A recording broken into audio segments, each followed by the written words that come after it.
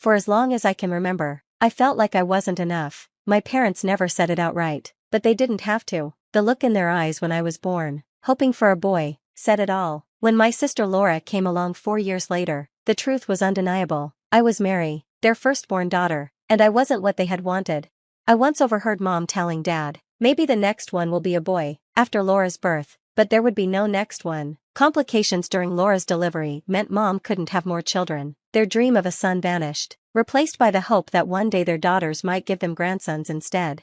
Growing up in our small suburban home, I watched Laura effortlessly charm everyone around her. With a flash of her big brown eyes, she could get whatever she wanted. Our parents melted like butter, doting on her every whim. I, on the other hand, learned early on that I wouldn't get the same attention. So, I became independent, focusing on taking care of myself while Laura basked in the spotlight. We had everything we needed: clothes, food, a safe home, and a good education, but love and warmth felt scarce, at least for me. Over time, I stopped expecting it. I built emotional walls and got used to standing on my own. During my senior year of high school, I announced at dinner, I'm going to study economics. Mom paused, her fork hovering midair. Are you sure, honey? That's such a technical field. Dad nodded in agreement. What about teaching or nursing? Something more suitable for a young lady. I've already been accepted to state university, I replied, refusing to back down. I even got a partial scholarship. Mom sighed. Well, it's your choice, she said, her disappointment palpable. By then, I'd stopped letting it hurt. Across the table, Laura smirked. I'm thinking of studying psychology, she announced, her voice sugary sweet. Mom and Dad lit up. That's wonderful, sweetheart, Mom gushed. You've always been so good with people. I pushed my peas around my plate, letting their voices fade into the background. I had long since given up trying to earn their approval. Instead, I focused on the future and the freedom college would bring. I met Scott during my 3rd year at State University, a senior in the economics department. He literally bumped into me at the library, sending my statistics textbook crashing to the floor. Professor Timothy's macroeconomics class, right? He asked, handing me the book. I've seen you ask all the smart questions. I blushed. Yeah, that's me, the one who drags class out with questions, not annoying at all. He smiled. Actually, I was wondering if you'd like to grab coffee sometime. I could tell you about the upper-level courses you'll take next year. That coffee turned into dinner, then movie nights, and before long, we were inseparable. For the first time, someone truly saw me. Scott didn't compare me to anyone else. He liked me for who I was. After he graduated, Scott got a job at Anderson Consulting. While I stayed to finish my degree, he waited for me, and when I graduated, we moved into a small downtown apartment. It wasn't fancy, but it was ours. When I introduced him to my parents, their reaction surprised me. Scott, Mom practically squealed, we're so happy to finally meet you. Will you be joining us for Thanksgiving, Christmas?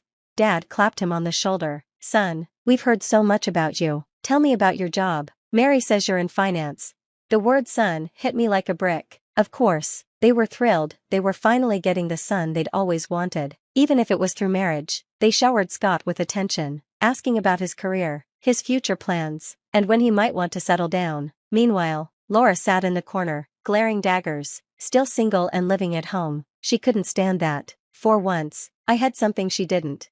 A year later, during a quiet dinner at home, Scott proposed. I said yes without hesitation. Despite my parents' insistence on a big wedding, we chose a small, intimate ceremony. It's your big day, Mom argued. Don't you want something more special? This is special, I told her firmly. For once, I didn't care if it wasn't what she wanted, it was what I wanted. The ceremony was perfect. Surrounded by close friends and family in a small garden, Scott and I exchanged vows and celebrated with a simple dinner reception. It felt right to begin our married life in the same modest apartment where we had built so much together. After our honeymoon, the questions started. So, when can we expect some good news? Mom asked, her eyes shining with expectation. We're saving for a house first, I explained repeatedly. We want to be financially stable before starting a family. Dad shook his head. Your mother and I didn't have much when we started out, and we managed just fine. Every family dinner turned into an update on their friends' growing families. Did you hear the Hendersons just became grandparents again? Another boy. Or, the Smith's daughter announced she's pregnant, and she's younger than you, Mary. After 3 years of saving, Scott and I finally bought our first house. It wasn't fancy, but it was ours, or at least, ours and the bank's. The moment we signed the mortgage papers, I braced for the baby questions to intensify. But I didn't expect Laura's announcement just 5 months later. I'm pregnant, Laura announced during Thursday dinner, her hand resting delicately on her still flat stomach. It's David's. David, her boyfriend of 7 months, was someone none of us really liked. He was unreliable, immature, and generally aloof, true to form. He disappeared as soon as Laura started showing, leaving her to move back in with our parents.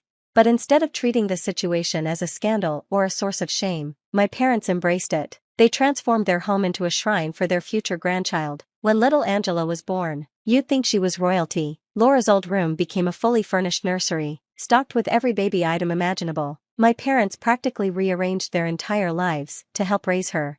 Isn't she perfect? Mom would coo, rocking Angela during our visits. Don't you just want one of your own, Mary? What hurt even more than my parents' constant pressure was watching Scott with Angela. He adored her, getting down on the floor to play, making silly faces, and spending hours entertaining her with stuffed animals and storybooks. Scott is such a natural with children, Mom would say pointedly, her eyes darting to me. He's going to make such a wonderful father. Determined to make her words true, I started tracking my cycle, taking prenatal vitamins, and following every piece of advice pregnancy websites offered. But month after month, nothing happened. Meanwhile, Scott spent more and more time at my parents' house, enchanted by Angela. She's such a sweet kid, he'd say on the drive home. Did you see her trying to walk? She almost said uncle today. You're so good with her, Mom would gush during our visits. Just imagine how amazing you'll be with your own children. I'd smile and nod, but inside, anxiety gnawed at me. Why wasn't I pregnant yet? What if something was wrong? I told myself to be patient, that it would happen when the time was right. After a year of trying with no success, my hope began to waver. Then Mom found out. A whole year, Mary? She exclaimed, horrified. Something's wrong. You need to see a doctor immediately. Before I even left her house, she was already texting me the contact information for fertility specialists. To get her off my back, I made an appointment. Scott came with me, holding my hand in the exam room while the doctor asked questions and ran tests, blood work, ultrasounds, the works. Finally, the results came in. I'm sorry, the doctor said gently. The tests show that you're infertile. Her words felt like a physical blow. Scott squeezed my hand, but I barely registered it. The doctor continued talking about options, IVF, adoption, but her voice sounded distant, like it was coming from another room. That night, Scott and I sat at the kitchen table, picking at our takeout. We can look into adoption or IVF, he offered softly. There are options.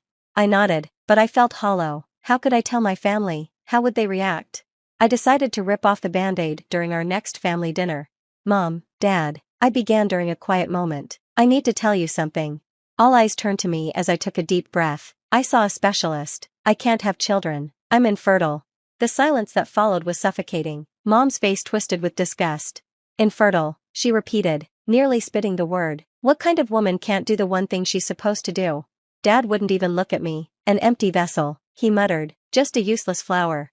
Laura smirked, bouncing Angela on her knee. Well, I guess we know who the real woman in the family is. Desperate for support, I looked to Scott, but he just stared at his plate, saying nothing. Tears burned my eyes as I pushed back from the table and ran out of the house, ignoring their voices calling after me. After that night, I couldn't bring myself to go back, but Scott kept going. He spent time with Angela, chatted with Laura, and listened to my parents. He'd come home full of stories. Angela learned a new song today, he'd say. You should have seen her dancing around the living room. Or, Laura made this amazing lasagna, she's really getting good at cooking. Each word was a knife in my heart. At night, I'd lie awake next to him, listening to his steady breathing, wondering if he resented me for not being able to give him children. The guilt consumed me, and it only got worse when he came home with that wistful look in his eyes after playing with Angela. Then came the day everything fell apart. It was a regular Saturday. I came home early from work, arms full of Scott's favorite Chinese takeout, but the house was dark and empty. His car wasn't in the driveway, which wasn't unusual, but something felt off. I called his phone, no answer. I called again, but it went straight to voicemail. Then my phone buzzed with a notification. Laura Thompson posted a new photo. I usually ignored her posts, but something made me click this time. My stomach dropped as the image loaded. Scott sitting on my parents' couch, Angela in his lap, and Laura pressed up against his side. All three were grinning at the camera. The caption read, "Family time with my favorite people." My hand shook as I grabbed my car keys. The logical part of my mind tried to reason that there could be an innocent explanation, but deep down, I knew better. The driveway was packed, Mom's car, Dad's truck, and Scott's sedan. The front door was unlocked. As always, I slipped inside quietly, my heart pounding so hard I thought it might burst. Voices floated from the living room. Scott, you know we already think of you as a son, Mom was saying, and you deserve to be happy, you've been amazing with Angela. And Laura, Dad added, well, she's young, fertile, you could have more children together, why stay trapped in a marriage with, Mom's voice dropped, but I still caught the venom in her tone, a barren woman. I couldn't breathe, this couldn't be happening, I burst into the room, making them all jump. The scene before me was a nightmare, my parents and Laura on one couch, Scott in Dad's armchair, and Angela playing on the floor between them. They looked like one big happy family, planning to cut me out. What the hell is going on here? I demanded, my voice trembling with fury. Scott looked ashamed, at least he had the decency for that, but my parents didn't even flinch. Mary, Mom said, standing up with her chin held high, we're just having an honest discussion about what's best for everyone. Best for everyone? I repeated, my voice rising. You're trying to convince my husband to leave me for my sister? Well, someone has to think about his future, Dad snapped. You can't give him what he wants, what he deserves. Laura can. I turned to Scott, my heart breaking. Scott? I'm sorry, Mary, he said quietly, still not meeting my eyes, but, they're right, I want children, a family, and I've developed feelings for Laura. Laura smirked, placing her hand on Scott's arm. You don't belong here anymore, she said smugly. This is my family now. I looked around the room, my dad's stern disapproval, my mom's cold satisfaction, Laura's triumphant smile, and Scott's guilty expression. Years of marriage and a lifetime of family ties meant nothing to them. Without another word, I turned and walked out. At home, I packed a suitcase in a daze, leaving a simple note for Scott. File for divorce. My lawyer will contact yours. The divorce was swift and impersonal. We split everything evenly. I moved into a small apartment across town, burying myself in work to forget the pain, but social media wouldn't let me. One morning during a coffee break, a coworker gasped at her phone. Oh my God, Mary, I'm so sorry, I forgot to unfollow your sister. She tried to hide her screen, but it was too late. I saw it, Laura in a lavish white wedding dress, Scott at her side in a tux, and my parents smiling proudly. It's fine, I said, though it wasn't. I hoped they were happy. 2 years later, another post appeared, welcome baby Shirley. My replacement had given them the child they always wanted. Scott now had his perfect family, Angela, whom he'd adopted, and a new baby with Laura. That day, I deleted all my social media. Life has a funny way of surprising you. One Sunday, I was grocery shopping when my cart accidentally bumped into someone else's. I'm so sorry, a deep voice said. I looked up into the kindest brown eyes I'd ever seen. I'm Steven, he said, helping me pick up my scattered groceries. Can I buy you coffee to make up for being a klutz? One coffee turned into dinner, then dating. Before I knew it, I was falling in love again. This time, I promised to be honest. I need to tell you something, I said one night. 7 months into our relationship, I can't have children, I'm infertile. Steven took my hands, his eyes steady. Mary, I love you. If we want kids someday, we'll adopt, or we won't. It doesn't matter, I just want you. We married in a small courthouse ceremony, no family drama, no grand expectations, just love. A year into our marriage, I started feeling strange, nausea in the mornings, dizziness at random times. Steven insisted I see a doctor. Congratulations, the doctor said, smiling, you're pregnant. I stared at her, stunned. That's impossible, I'm infertile, I have the tests to prove it. She smiled gently. Sometimes the human body surprises us, even in cases of diagnosed infertility, pregnancies happen. That night, Steven and I cried tears of joy and disbelief. We didn't tell my family, they'd lost the right to share in my happiness. 10 months later, I held my son in my arms, a perfect, beautiful boy. We named him Jack, meaning defender of mankind. I looked at his tiny face and felt nothing but pure love. No bitterness, no anger, just peace. Life settled into a happy rhythm. Jack thrived, and Steven was the most devoted father. We rarely went out, but one night we decided to celebrate Steven's promotion at a downtown Italian restaurant. That's when I saw them. At first, I thought I was imagining things, but no, it was Laura, locked in an intimate embrace with a man who was definitely not Scott. They were tucked into a corner booth, but not hidden enough. Her fingers played through his hair as they kissed deeply. My hand shook as I discreetly snapped several photos. Mary? Steven touched my arm. Are you okay? You've gone pale. I showed him the pictures. That's Laura, I said, with someone who isn't her husband. Are you going to send them to him? He asked. My finger hovered over the send button. It would be so easy, One click and I could destroy their perfect little family, just as they had destroyed mine. But I shook my head, saving the photos to a secure folder. No, I said quietly, I'm better than them. A year later, we visited a friend in my old neighborhood and decided to walk to a nearby park. Rounding a corner, we ran into them, Mom, Dad, Laura, and Scott, loading groceries into their car. We saw each other at the same time. Their first reaction was to look away, pretending we were strangers, but then their eyes fell on Jack, who was holding my hand and chatting about his toy truck. Mom froze. Who is this? She stammered. I could have ignored them. I probably should have, but I didn't. This is my son, Jack, I said calmly. Laura laughed harshly. Oh, please, everyone knows you can't have kids. Which agency did you adopt him from? I met her gaze evenly. I gave birth to him 4 years ago, no adoption agency involved. That's impossible, Mom whispered. The doctors were wrong, I said, cutting her off. It happens sometimes, rare, but it happens, and here's the proof. I gestured to Jack, who stared curiously at the strangers. Dad's eyes widened. A grandson, he breathed. We have a grandson. He stepped forward, and Mom followed, her arms outstretched like she had every right to embrace my child. I stepped in front of Jack.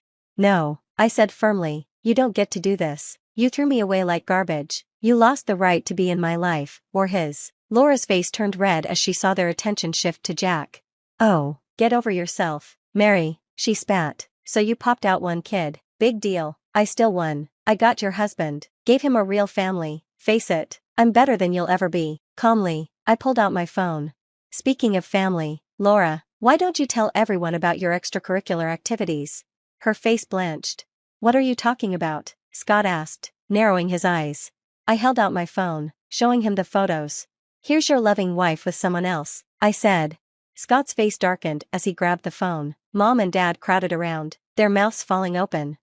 2 months later, I heard through the grapevine that Scott had discovered he was infertile, which meant Shirley couldn't possibly be his. Furious, he left Laura and refused to pay support for either child. Laura moved back in with my parents, her perfect life in ruins.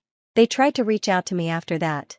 Please, Mary, Mom begged one day through my door, let us be part of Jack's life. He's our only grandson. You should have thought of that, I replied, before you called me an empty vessel. Actions have consequences.